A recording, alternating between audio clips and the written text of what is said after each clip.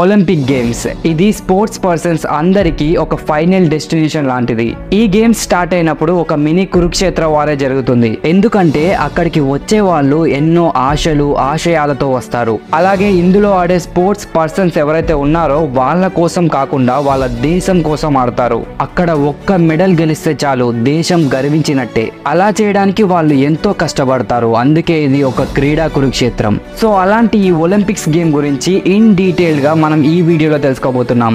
అసలు ఇది ఎలా స్టార్ట్ అయిందనే కాడ నుంచి ఇప్పటి వరకు ఏం జరిగింది ఇదంతా ఈ వీడియోలో తెలుసుకోబోతున్నాం గైస్. అస్సలు మిస్ అవ్వకండి, లాస్ట్ వరకు చూడండి. So let's start the video.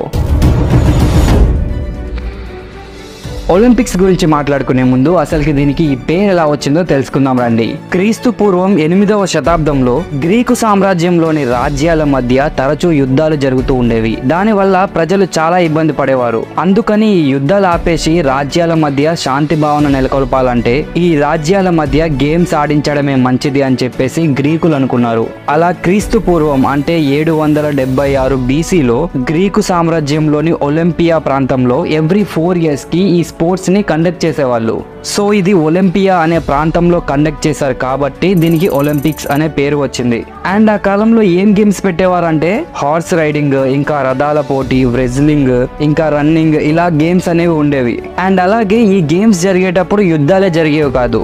ఆ తర్వాత ఇంకొక కొత్త రాజు రావడం వల్ల ఈ గేమ్స్ ని ఆపేశాడు. ఆ తర్వాత 1894లో పెరిడి కోబర్టిన్ అనే ఒక వ్యక్తి ఒక కమిటీని స్టార్ట్ చేశాడు. అదే IOC, ఇంటర్నేషనల్ ఒలింపిక్ కమిటీ. కానీ అది ఎగ్జిక్యూట్ అయింది మాత్రం 1896లో. అది కూడా గ్రీస్లో ఎగ్జిక్యూట్ చేశారు. అండ్ మనకి ఒలింపిక్ లో ఏదైతే లోగో ఉంటుందో అంటే 5 rings ఉంటాయి కదా, సో అవి క్రియేట్ చేసింది కూడా ఈయనే. అండ్ ఈ 5 rings కి అర్థం ఏంటంటే అవి 5 కాంటినెంట్స్ రిప్రజెంట్ చేస్తాయి. అవే Europe, Asia, Africa, Australia, America. ఈ ఫస్ట్ ఒలింపిక్స్ లో 14 కంట్రీస్ పార్టిసిపేట్ చేశాయి. అలాగే 200 ప్లేయర్స్ తో 43 కాంపిటీషన్స్ జరిగాయి. ఆ 14 కంట్రీస్ ఏవో కాదు, ఇవే. సో ఇక్కడ మనం గమనించాల్సిన పాయింట్ ఏంటంటే ఇండియా అనేది ఫస్ట్ ఒలింపిక్స్ గేమ్స్ లో పార్టిసిపేట్ చేయలేదు. సెకండ్ టర్మ్ నుంచి అది పార్టిసిపేట్ చేసింది. అంటే 1900లో ఇండియా అనేది ఒలింపిక్స్ గేమ్స్ లో పార్టిసిపేట్ చేసింది. ఇక్కడ పార్టిసిపేట్ చేసిందంటే ఎంతో మంది ప్లేయర్స్ కాదు, ఓన్లీ ఒకే ప్లేయర్. అది కూడా ఏషియా నుండే ఒకే ఒక ప్లేయర్ వెళ్ళాడు. అతనే నార్మన్ గిల్బర్ట్ ప్రిచార్డ్. ఈ ఒలింపిక్స్ లో నార్మన్ 2 silver medals కొట్టాడు. అది కూడా 200 meters ట్రాక్ ఈవెంట్ లో. ఆ తర్వాత నెక్స్ట్ 3 terms వరకు ఇండియా ఒలింపిక్స్ లో పార్టిసిపేట్ చేయలేదు. అంటే 1904, 1908, 1912లో ఇండియా అనేది ఒలింపిక్స్ లో పార్టిసిపేట్ చేయలేదు. అండ్ అలా పార్టిసిపేట్ చేయకుండా ఉండడానికి రీజన్స్ ఏంటంటే lack of interest, transportation issues, ఇంకా ఫైనాన్షియల్ ఇష్యూస్. ఇక ఆ తర్వాత 1916లో ఒలింపిక్స్ గేమ్సే జరగలేదు, క్యాన్సిల్ చేసేసారు. ఎందుకంటే ఆ టైంలో మనకి వరల్డ్ వార్ అనేది జరుగుతుంది.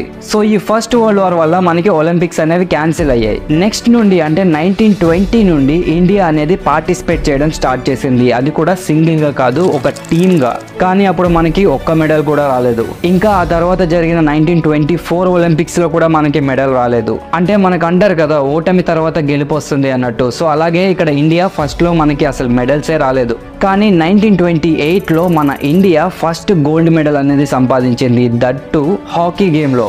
మన ఇండియాకి ఫ్రీడమ్ వచ్చిన తర్వాత 1948లో హాకీలోనే మళ్ళీ ఒక గోల్డ్ మెడల్ వచ్చింది. ఆ తర్వాత జరిగిన 1952 ఒలింపిక్ గేమ్స్ లో మన ఇండియాకి ఒక ఇండివిజువల్ బ్రోన్స్ మెడల్ అనేది వచ్చింది, దట్ టు రెజ్లింగ్ గేమ్ లో. దీన్ని గెలిచింది ఎవరంటే KD జాదవ్. మన ఇండియాకి ఇదే second individual medal. After freedom తో చూసుకుంటే మనం ఇదే ఫస్ట్ ఇండివిజువల్ మెడల్. అంటే మనకి 1928, 1932, 1936, 1948, 1956, 1964, 1980 వరకు హాకీ గేమ్ లో గోల్డ్ మెడల్ సంపాదించింది ఇండియా. కానీ 1960లో మాత్రం ఇండియా అనేది సిల్వర్ మెడల్ సంపాదించింది హాకీ గేమ్ లో. ఇంకా 1968, 1972లో బ్రౌన్స్ మెడల్ సంపాదించింది, అది కూడా హాకీలోనే. ఆ తర్వాత 1980 నుండి 1996 వరకు ఇండియాకి ఒక్క మెడల్ కూడా రాలేదు. అండ్ మనకి 1996లో ఇండివిజువల్ టెన్నిస్ గేమ్స్ లో ఒక బ్రోంజ్ మెడల్ వచ్చింది. 90s వరకు మనకి మేల్స్ కి మాత్రమే మెడల్స్ వచ్చాయి. కానీ ఫస్ట్ టైం 2000లో జరిగిన ఒలింపిక్ గేమ్స్ లో ఫస్ట్ ఇండియన్ ఉమెన్ కి బ్రోంజ్ మెడల్ వచ్చింది. అది కూడా వెయిట్ లిఫ్టింగ్ లో. ఆమె ఎవరో కాదు, కర్ణం మల్లేశ్వరి. ఆ తర్వాత 2004లో జరిగిన ఒలింపిక్స్ లో షూటింగ్ గేమ్స్ లో మనకి రాజ్యవర్ధన్ సింగ్ రాథోర్ మనకి సిల్వర్ మెడల్ సంపాదించాడు. 2008 లో జరిగిన ఒలింపిక్ గేమ్స్ లో అభినవ్ బింద్రా షూటింగ్ గేమ్ లో గోల్డ్ మెడల్ కొట్టాడు. అలాగే అదే ఇయర్ లో విజేందర్ సింగ్ బాక్సింగ్ లో బ్రాంజ్ మెడల్ కొట్టాడు. ఆ తర్వాత జరిగిన ఒలింపిక్ గేమ్స్ లో అంటే 2012 ఒలింపిక్ గేమ్స్ లో సానియా నెహ్వాల్ బ్యాడ్మింటన్ లో బ్రాంజ్ మెడల్ సంపాదించింది. అదే ఇయర్ లో మ్యారీ కామ్ బాక్సింగ్ లో మనకి బ్రాంజ్ మెడల్ సంపాదించింది. ఆ తర్వాత జరిగిన ఒలింపిక్స్ అంటే 2016 ఒలింపిక్స్ లో పివి సింధు మాత్రమే బ్యాడ్మింటన్ లో సిల్వర్ మెడల్ సంపాదించింది. ఆ తర్వాత చాలా ఇయర్స్ కి అంటే 2020లో హాకీ గేమ్ కి మనకి బ్రాంజ్ మెడల్ వచ్చింది. అండ్ ఇంకొక స్పెషల్ ఏంటంటే ఈ ఇయర్ లోనే అంటే 2020లోనే మన ఇండియాకి 7 మెడల్స్ వచ్చాయి. అండ్ ఇదే ఇయర్ లో మనకి నీరజ్ చోప్రా జావెలిన్ త్రో లో మనకి గోల్డ్ మెడల్ సంపాదించాడు. సో ఇప్పుడు మనం మెడల్స్ హిస్టరీ అనేది చూసుకున్నాం. కాకపోతే దీని గురించి కొన్ని ఇంట్రెస్టింగ్ ఫ్యాక్ట్స్ అనేవి తెలుసుకుందాం రండి.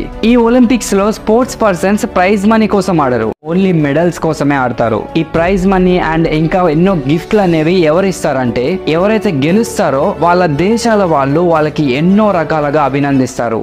ఫైనల్ గా 2024 అంటే ఇప్పుడు జరుగుతున్న మనకి ఒలింపిక్స్ లో షూటింగ్ గేమ్ లో మను బాకర్ మనకు ఒక బ్రోంజ్ మెడల్ సంపాదించింది. అలాగే షూటింగ్ ఎయిర్ పిస్టల్ అంటే మిక్సింగ్ లో మను బాకర్ ఇంకా శోభిత్ సింగ్ కలిసి ఒక బ్రోంజ్ మెడల్ సంపాదించారు. ఈ వీడియో రికార్డ్ చేసే టైంకి మనకి ఇన్ని మెడల్స్ వచ్చాయి. అండ్ అలాగే ఇంకా మనకి ఎన్నో గేమ్స్ లో మెడల్స్ వచ్చే అవకాశాలు ఉన్నాయి. అవే బ్యాడ్మింటన్ మెన్స్, బ్యాడ్మింటన్ ఉమెన్స్, ఇంకా బ్యాడ్మింటన్ డబుల్స్ లో హాకీ, బాక్సింగ్, ఆర్చరీ, అలాగే టేబుల్ టెన్నిస్, వెయిట్ లిఫ్టింగ్, ఇంకా రెజ్లింగ్. సో ఈసారి మన ఇండియా గట్టిగా కాంపిటీషన్ ఇస్తుంది. అంటే లాస్ట్ టైం జరిగిన ఒలింపిక్స్ కంటే అంటే లైక్ మనకి లాస్ట్ టైం వచ్చిన మెడల్స్ కంటే ఈసారి ఇంకా ఎక్కువ మెడల్స్ కొట్టాలని టార్గెట్ పెట్టుకుంది. సో మనం లాస్ట్ ఇయర్ కనుక చూసుకుంటే 7 మెడల్స్ వచ్చాయి ఇండియాకి, కానీ ఈసారి దానికి డబుల్ అయినా రావాలనుకుంటున్నారు. అండ్ ఇంకొక ఇంట్రెస్టింగ్ థింగ్ ఏంటంటే మనకి 2028లో జరగబోయే ఒలింపిక్స్ లో అంటే దీని తర్వాత జరగబోయే ఒలింపిక్స్ లో కబడ్డీ ఇంకా క్రికెట్ ని కూడా యాడ్ చేయొచ్చు అంట. కబడ్డీ ఏమో కానీ క్రికెట్ అయితే పక్కా యాడ్ చేస్తాననే న్యూస్ అయితే వస్తుంది.